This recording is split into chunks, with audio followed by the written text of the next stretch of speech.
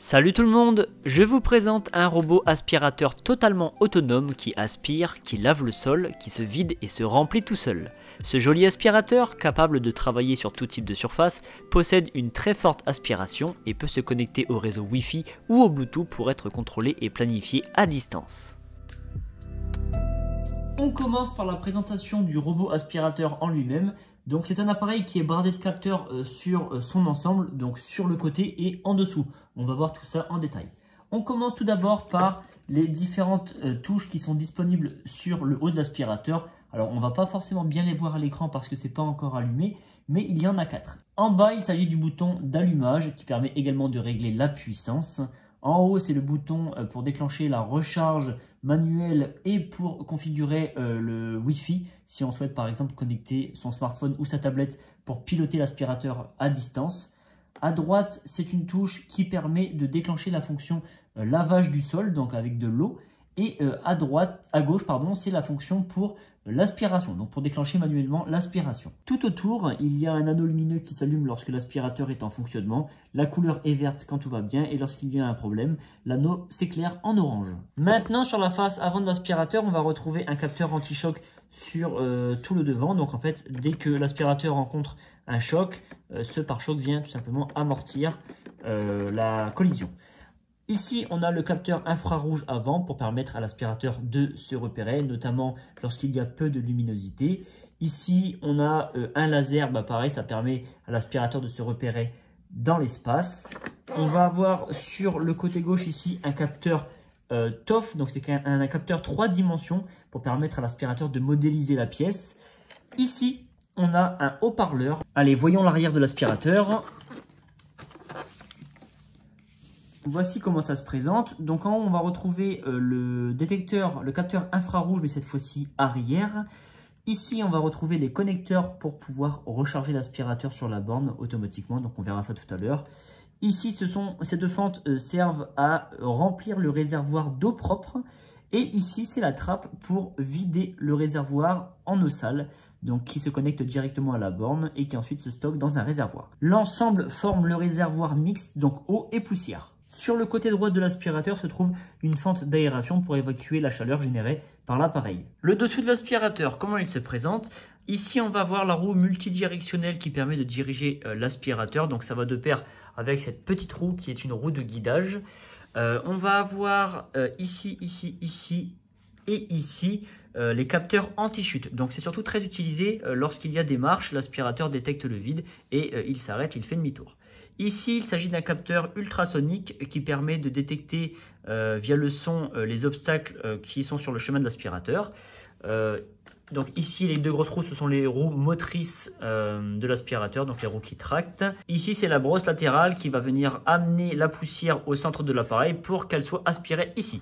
Donc ici, il y a une autre brosse, ça tourne, ça aspire directement et ça va dans le réservoir. Ici, c'est la brosse rouleau, donc c'est elle qui va être humidifiée et qui va laver le sol. Donc l'eau est ici dans le réservoir, ça va humidifier la brosse et cette brosse va frotter, que vous ayez du carrelage ou un autre revêtement, c'est ce qui va laver votre sol. Bien évidemment, pour l'entretien de l'aspirateur, les pièces sont amovibles pour nettoyer de fond en comble les différentes parties.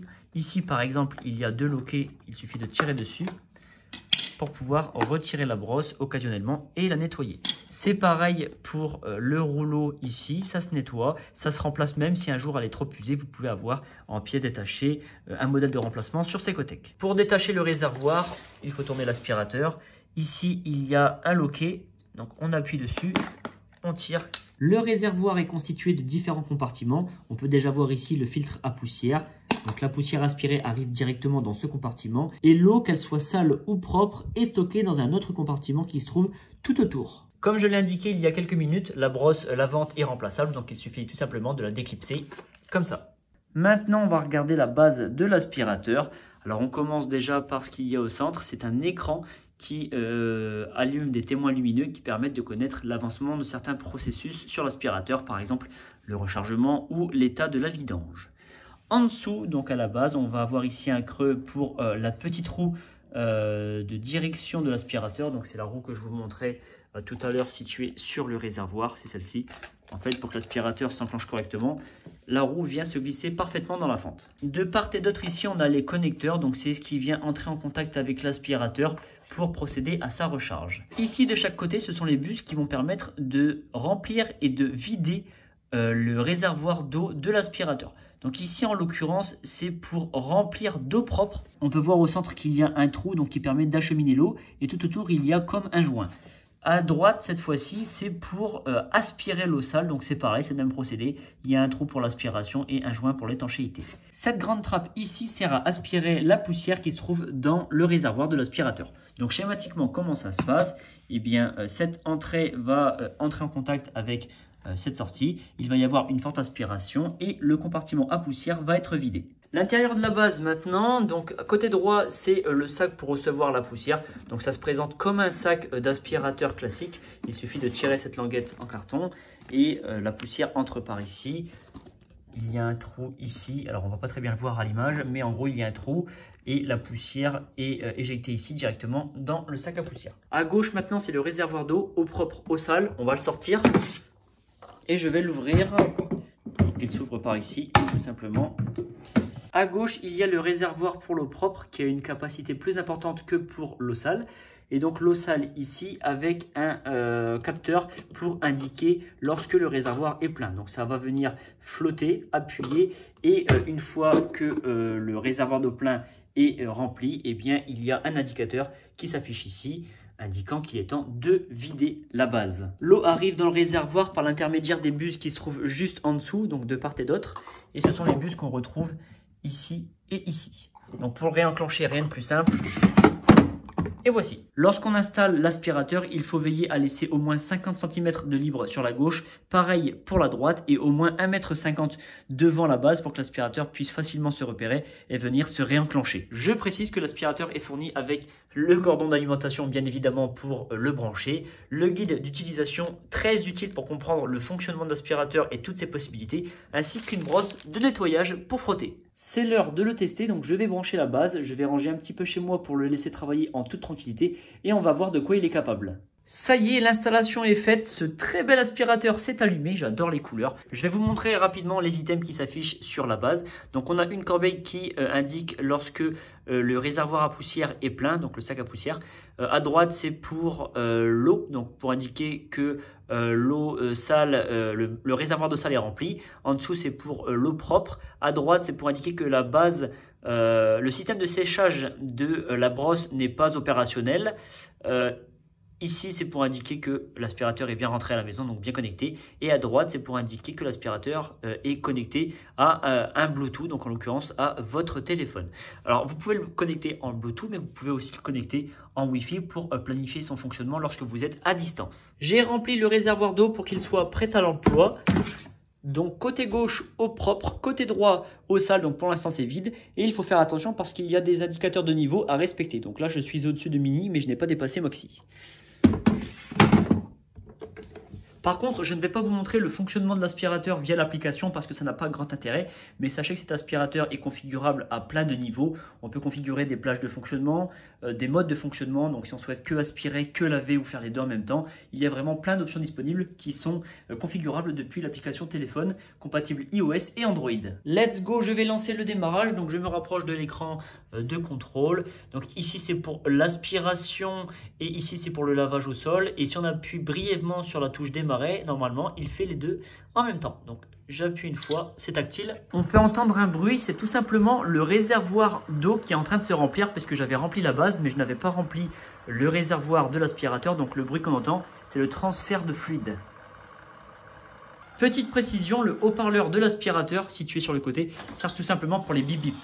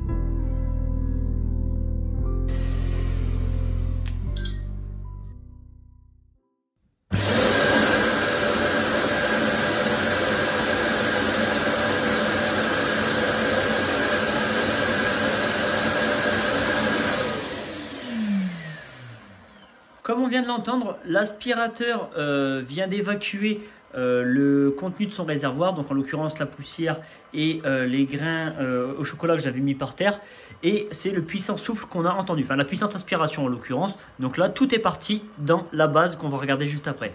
Une fois qu'il s'est reconnecté à la base, toutes les étapes se font successivement. Donc d'abord le vidage de la poussière, ensuite l'aspiration de l'eau sale, le remplissage d'eau propre, le séchage de la brosse. Donc tout ce processus dure environ 10 minutes. Concernant le résultat du nettoyage, alors le résultat n'est pas parfait, mais c'est ma faute puisque j'ai mis du chocolat en poudre après qu'il soit passé déjà 2 fois. Donc il est passé une première fois en vertical comme ça, ensuite il était passé une deuxième fois en rond il me semble, et la troisième fois c'était comme ça, mais entre temps j'ai mis du chocolat en poudre, donc forcément il n'a pas pu avoir 100% du résultat. Mais sur les endroits où il est passé, le résultat est propre, il n'y a pas de traces, donc c'est le principal, il fait bien son travail. Petite précision, l'étiquette que vous voyez ici, elle se décolle, hein, bien évidemment.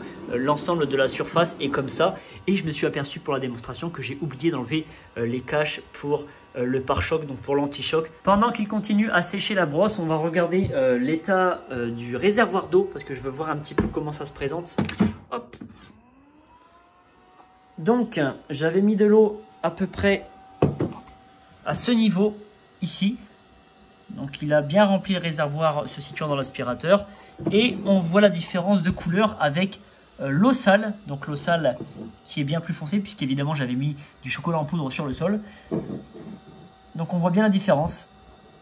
Et on voit bien la séparation des deux compartiments. Là j'ai retiré le réservoir. Vous voyez, il y a un message d'erreur qui s'affiche. Ça clignote en indiquant que ça a été déconnecté. Donc je vais le remettre. Hop. Je vais faire la même chose pour le sac à poussière. Normalement, il n'y a pas grand-chose. Petit bilan de cet aspirateur. Il aspire bien. Il a une puissance de 5000 pascals, ce qui est quand même pas mal pour un aspirateur robot. J'apprécie vraiment la double fonction lavage du sol, aspiration. Plutôt dans l'autre sens en tout cas, aspiration d'abord et ensuite il lave le sol. Donc ça c'est bien, surtout si on a des animaux de compagnie, c'est pratique, ça évite de devoir prendre la serpillière soi-même. J'aime aussi bien le fait qu'il soit auto-géré, c'est-à-dire qu'il se vide tout seul, qu'il se remplit tout seul. Ça c'est vraiment pas mal. Par contre, ça se destine vraiment aux grandes habitations. Moi, j'habite dans un petit logement, donc c'est pas très utile dans mon cas de figure. Mais si vous avez une maison ou même un grand appartement avec des animaux de compagnie, c'est vraiment le top. Donc moi, je le recommande. Je trouve qu'il est très joli au niveau esthétique. Moi, j'aime beaucoup le noir, j'aime beaucoup les couleurs mat. Donc, il correspond parfaitement à mes attentes en termes esthétiques. Il y a beaucoup d'informations qui sont communiquées par les différents items lumineux. Donc ça, c'est cool aussi. Ça permet de savoir quand vider le sac, quand remplir le réservoir d'eau et ainsi de suite. Donc, dans l'ensemble, c'est un très bon aspirateur. Par contre, j'ai trouvé le processus de fin assez long lorsqu'il vide l'eau, lorsqu'il remplit le réservoir, lorsqu'il aspire la poussière dans le sac et lorsqu'il sèche la brosse surtout. Le séchage de brosse dure quand même 7 à 10 bonnes minutes. Donc, ça fait un petit peu de bruit et ça peut être dérangeant. D'ailleurs, je vais regarder l'état de la brosse en dessous puisque vu le temps que ça a mis, j'aimerais bien savoir si c'est sec. Alors oui, par contre, effectivement, c'est vraiment bien sec. Eh bien, si cet aspirateur vous intéresse, vous pouvez retrouver le lien marchand en description de ma vidéo qui redirige vers la boutique Secotech, donc storesecotech.fr, et vous avez 5% de réduction avec mon code promo, le petit comparateur, donc n'hésitez pas à vous en servir si vous êtes intéressé. Si vous avez apprécié la vidéo, je vous invite à mettre un j'aime, ça fait toujours plaisir, et si ce n'est pas encore fait, abonnez-vous à cette chaîne pour ne rien rater des futures présentations.